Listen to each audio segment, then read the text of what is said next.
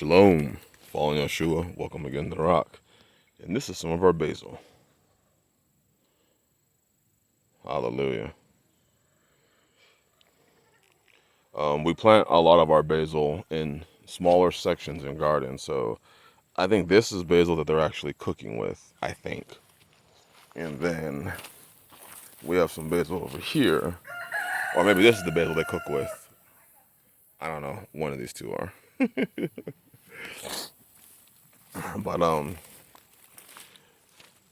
yo, I praise Yah for the blessings that he has bestowed upon us. I also praise Yah for the fact that so many people say that they have been helped by the videos, the live streams. Some people say they've been listening for years and they've been blessed by the information.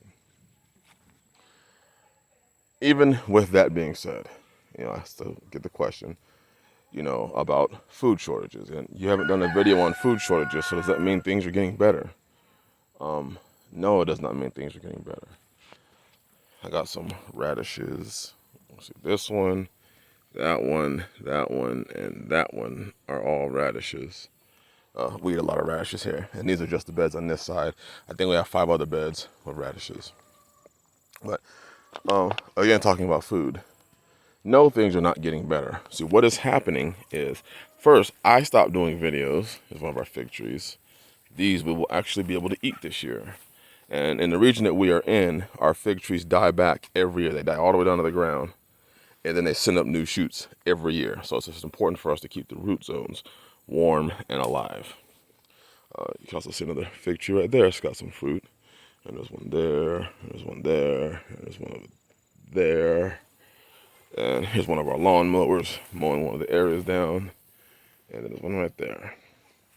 But we'll look at the fig trees. The food shortages are not getting any better. And I haven't talked about them because my hope was that people were making moves and storing food, ample amounts of food, especially the staples. Getting reports once again of, people first were like, see, everything's getting better. And uh-oh, apparently it's not. It's not getting better.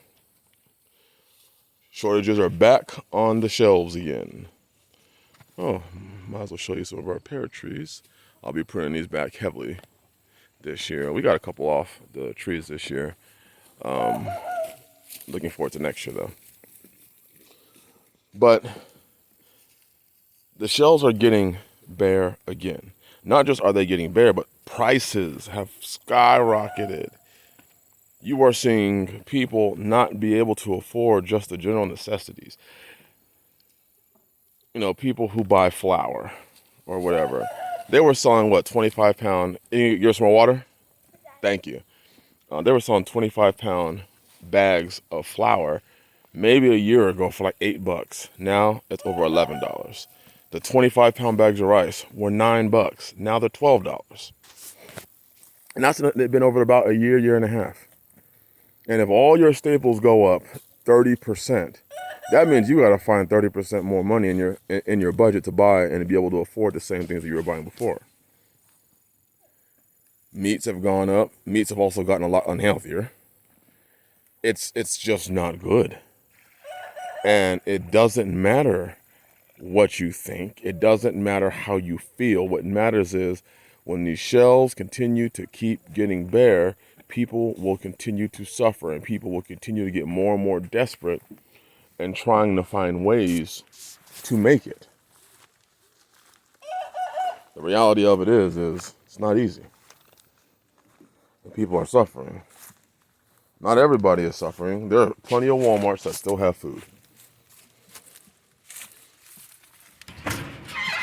Not every Walmart shelves are going bare. But if you're in one of those areas where it is, you're being affected by it directly. This is not the time to play games. If you haven't stored food, store some food.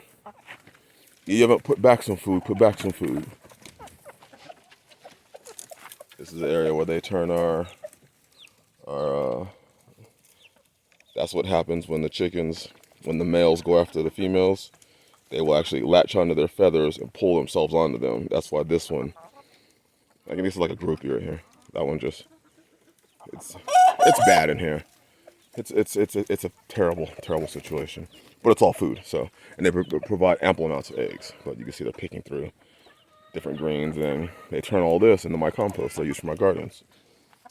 But it's just not the time to be playing these games. It's not the time. And you may want to continue to keep playing. You may say, hey, I'm not affected by it, but you're going to be. And I said that for years. You're going to be affected by these food shortages, by the food prices, by the increases. You're going to want to make sure that you are preparing and protecting yourself. Buy staples. If you have extra money, stop. Well, I just give you my humble opinion.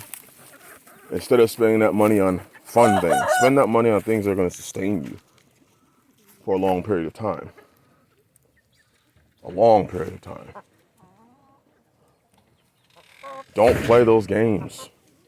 Don't get caught unawares. You see the Bible, you see that the Bible talks continuously through the Bible, famines.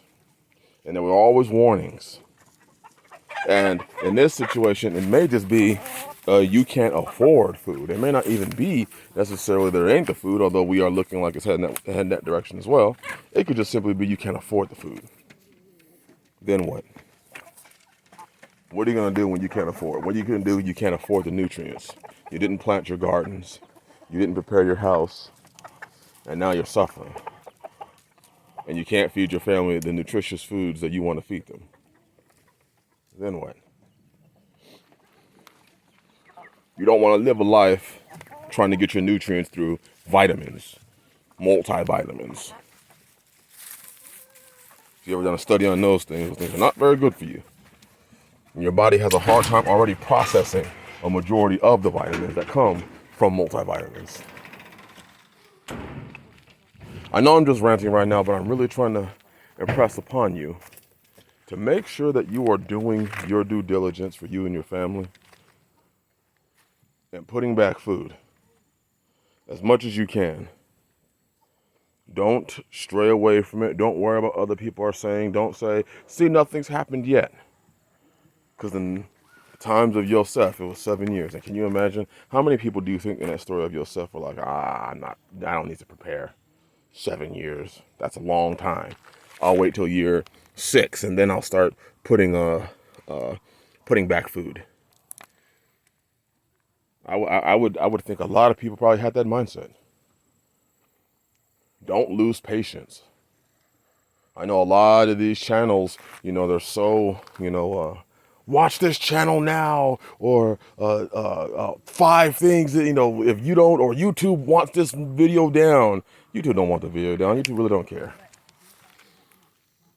They're looking for the clicks. I just want to make sure that I'm doing my part in spreading the word to make sure you're preparing your household. Make sure you're getting your household ready for the times that are coming. The harvest, we gave the lower vines to our goats, but the upper vines still produce. We've been picking green beans off this all year. And we're going to continue to keep picking and continue to keep eating and canning and storing. Bless y'all. Have a blessed day or a blessed rest of your day. And shalom.